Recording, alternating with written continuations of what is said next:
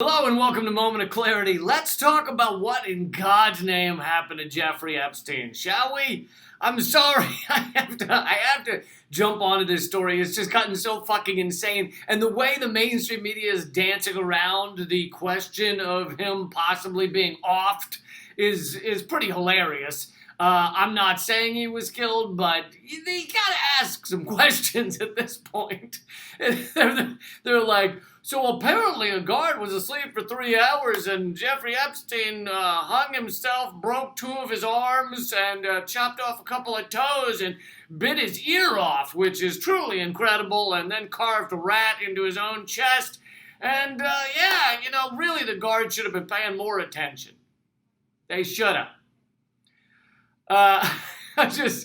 All right, let's go through so you all know everything about Jeffrey Epstein. I'm not going to really spend a lot of time on it, but by the way, it's not just the Clintons that have a connection to Jeffrey Epstein.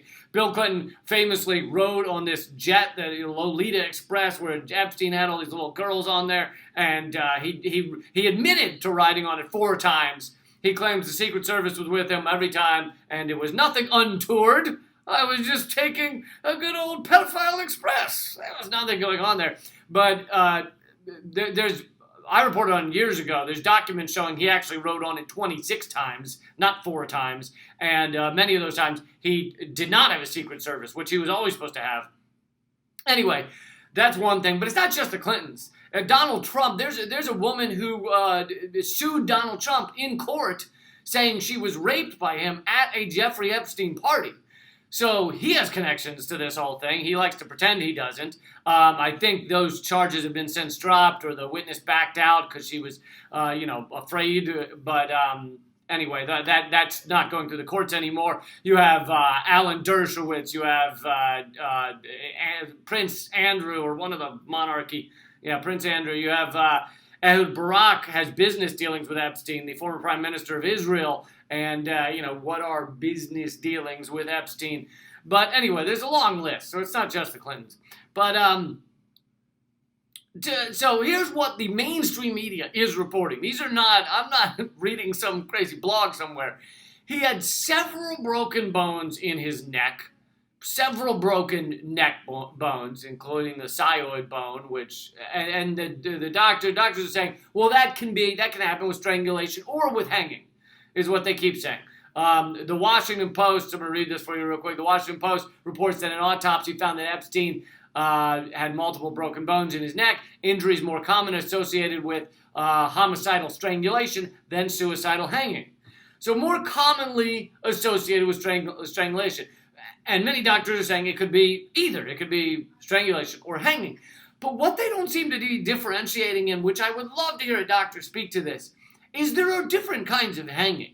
There's the hanging in the old fucking West where they drop you from a pillar and you go down about 20 feet and then it's fucking violent and, sometimes the fucking head pops out. It's fucking horrific.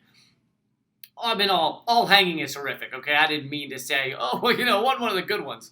It wasn't a delightful, good old hang out on a prairie somewhere. This was one of those bad hangings. No, they're all horrific, obviously, but there are the very violent kind, which was how they used to execute people and still do in some places, that were, the trapdoors drop out and the guy falls and then and it's like that. But the way that prisoners often hang themselves or kill themselves is they don't have anything to tie the rope to. They don't have something to jump off of. They're not on a balcony somewhere. So they tie it to, and I'm sorry to give some, gruesome details here for 1 second, but they tie it to like a doorknob or something and they just lean against it. That's how people would kill themselves in a prison like that, which is far less violent to the neck muscles. It's not a slamming. It's a leaning against. So again, sorry to get gruesome here, but I think when they say these are, could be strangulation, could be hanging, I think they're talking about the violent hangings, like the non-trapped in a tiny cell kind of hangings. Anyway, just an idea. I'm not a doctor, but I think we should be allowed to ask these questions, just as the mainstream media is asking a lot of other questions. They are asking, what happened to the guards? So I think You're entitled to ask questions when something like this happens. So then there's a question of how did he get access to what did he hang himself with? How did he get access to this stuff? Anybody who's on suicide watch or had been, I guess he had been, and they took him off or something, he shouldn't have strings. Usually the clothing is made out of like paper or something. Like what the fuck did he have to? I think all that needs to be addressed. Then there's also, and I saw this in CBS News. Again, this is not some out there news source. This is just your standard lie to you mainstream media news sources.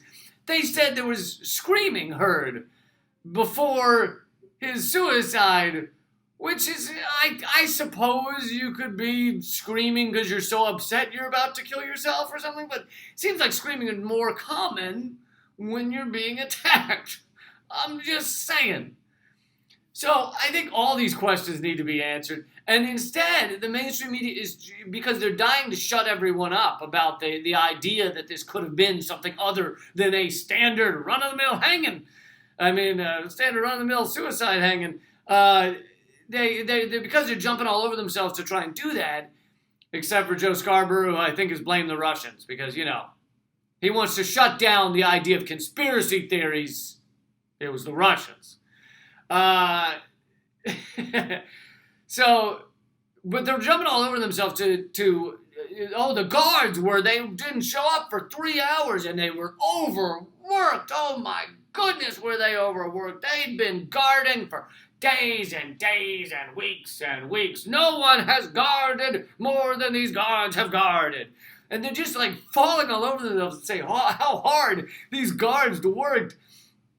One of them was new to it. He hadn't been guarding that long. It's like, I don't give a flying fuck whether it was a new guard, a good guard, an old guard. I don't care if he was tired or sleepy or whatever the fuck.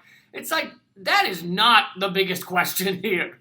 That is at the bottom of the list of how the fuck somebody in a cell without access to so many types of tools and implements is able to violently hang themselves to such a degree it breaks multiple bones while they're heard screaming when they have, a fucking bounty on their head higher than anybody in the past 10 years or something. Like, anyway, there's a lot of questions to be asked here, and I don't think they're all being appropriately asked by our mainstream media, because the mainstream media's job is to kind of shut up the questions, the ideas that don't fit inside the mainstream parameters.